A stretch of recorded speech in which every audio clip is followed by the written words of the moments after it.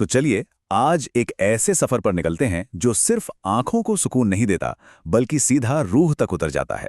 हम बात कर रहे हैं दिल्ली के अक्षरधाम की, एक ऐसी जगह जहां भारत की हजारों साल पुरानी संस्कृति, कला और आध्यात्मिकता सब कुछ एक साथ जिंदा हो उठता है। देखिए, अक्षरधाम को सिर्फ एक मंदिर समझना वो सही नहीं होगा। ये असल में उससे कहीं ज्यादा है। ये भारतीय संस्कृति, कला और आध्यात्मिकता का एक जीता जागता प्रतीक है। एक ऐसा अनुभव जो एक बार हो जाए तो हमेशा के लिए याद रह जाता है। तो सवाल ये उठता है कि इसकी भव्यता को समझना शुरू कहाँ से किया जाए। चलिए, सबसे पहले ये जानते हैं कि ये सिर्फ एक मंदिर ही नहीं बल्कि दुनिया के सामने भारत की संस्कृति का प्रतीक कैसे है और इसका पैमाना कितना बड़ा है। और इसके पैमाने का अंदाजा आप इसी बात से लगा लीजिए कि इसका नाम गिनीज वर्ल्ड रिकॉर्ड्स में दर्ज है, और वो भी दुनिया के सबसे बड़े व्यापक हिंदू मंदिर के तौर पर। तो ये सिर्फ एक रिकॉर्ड नहीं बल्कि भारत की सांस्कृतिक विरासत की विशालता का एक सबूत है। तो ये है कहाँ? ये दिल्ली में है, यमुना नदी के ठीक किनारे, और 2005 में इसका उद्घाटन हुआ था। इसे बनाया बैप संस्था ने, जो दुनिया भर में हमारी संस्कृति को बढ़ावा देने के लिए जानी जाती है। और ये पूरा का पूरा परिसर भगवान स्वामी नारायण को समर्पित है, जो 19वीं सदी के एक महान योगी और आध्यात्मिक गुरु थे।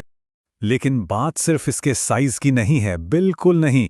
असली जादू तो इसकी दीवारों में, इसकी बनावट में है। तो चलिए अब थोड़ा और करीब से देखते हैं इसकी उस अविश्वसनीय वास्तुकला को, जो भक्ति और कला का एक अद्भुत संगम है। जरा सोचिए, ये पूरा का पूरा ढांचा गुलाबी बलुआ पत्थर और सफेद संगमरमर से बना है। और सबसे हैरान करने वाली बात, इसमें स्टील या लोहे की एक कील तक का इस्तेमाल नहीं हुआ है। ये प्राचीन भारतीय वास्तुकला का जीता जागता सबूत है। और इसकी दीवारों पर जो हजारों मूर्तियां हैं ना, वो सिर्फ सजावट नहीं है, वो देवी देवताओं, ऋषियों और प्रकृति के जरिए भारत की विरासत की पूरी कहानी कहती हैं।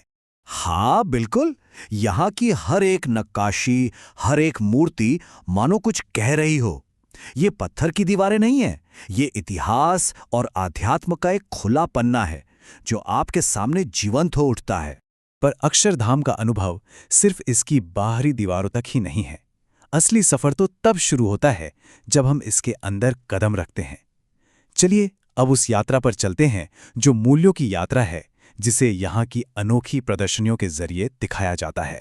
यहाँ 3 कमाल की प्रदर्शनियां हैं जो आपको सच में एक अलग ही दुनिया में ले जाएंगी। पहली है सहजानंद दर्शन। सोचिए, रोबोटिक्स के जरिए जीवन के मूल्य समझाए जा रहे हैं। फिर है नीलकंठ दर्शन, एक विशाल स्क्रीन पर एक योगी की अविश्वसनीय तीर्थ यात्रा। और आखिर में संस्कृति विहार, एक नाव की सवारी जो भारत के 10,000 साल के इतिहास की सैर कराती है। तो ये सिर्फ देखने की चीजें नहीं हैं, ये महसूस करने वाले अनुभव हैं। इनका मकसद यही है कि हर उम्र का इंसान अहिंसा, भक्ति और ज्ञान जैसे हमेशा काम आने वाले मूल्यों को सिर्फ समझे नहीं बल्कि अपने अंदर महसूस करे। और कहानी यहीं खत्म नहीं होती। जैसे ही सूरज ढलता है, अक्षरधाम का एक बिल्कुल नया जादुई रूप सामने आता है। अब बारी है पानी, रोशनी और संगीत के एक ऐसे मेल की जिसे देखकर बस आंखें खुली की खुली रह जाती हैं। हम बात कर रहे हैं यज्ञ पुरुष कुंड की और यहाँ होने वाले म्यूजिकल फाउंटेन शो की। ये कोई आम फाउंटेन शो नहीं है। यहाँ मॉडर्न टेक्नोलॉजी जैसे लेजर, वीडियो प्रोजेक्शन, इन सब का इस्तेमाल करके हजारों साल पुरानी कहानियां सुनाई जाती हैं। क्या कमाल का संगम है ना, जहाँ टेक्नोलॉजी और आध्यात्मिकता एक हो जाती। मतलब ये शो असल में करता क्या है?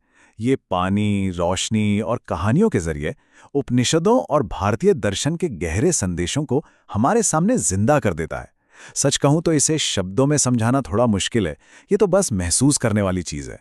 तो इतनी सारी चीजें देखने के बाद, ये शानदार आर्किटेक्चर, वो कमाल की प्रदर्शनियां, ये अद्भुत शो, इन सब के पीछे का निचोड़ क्या है? अक्षरधाम का असल संदेश क्या है? चलिए अब इस पर बात करते हैं। पूरे अक्षरधाम का सारना 3 बातों पर टिका है। इन्हें हम 3 स्तंभ कह सकते हैं। सबसे पहले भक्ति, मतलब ईश्वर के प्रति गहरा समर्पण। फिर आती है सेवा, मतलब बिना किसी स्वार्थ के दूसरों के काम आना। और तीसरा संस्कार, यानी वो अच्छे मूल्य जो हमारी जिंदगी को दिशा देते हैं। और यही वो सीख है जो वहां के जर्रे जर्रे से मिलती है। तो अक्षरधाम का ये सफर हमें एक बहुत जरूरी सवाल के साथ छोड़ जाता है। आज की इस भागदौड़ भरी मॉडर्न जिंदगी में ये जो सदियों पुराने मूल्य हैं, भक्ति, सेवा और संस्कार, ये हमारी जिंदगी को कैसे बेहतर बना सकते हैं? ये सिर्फ एक सवाल नहीं है, ये एक सोच है, एक खोज है जिस पर हम सबको शायद थोड़ा रुककर विचार करना चाहिए।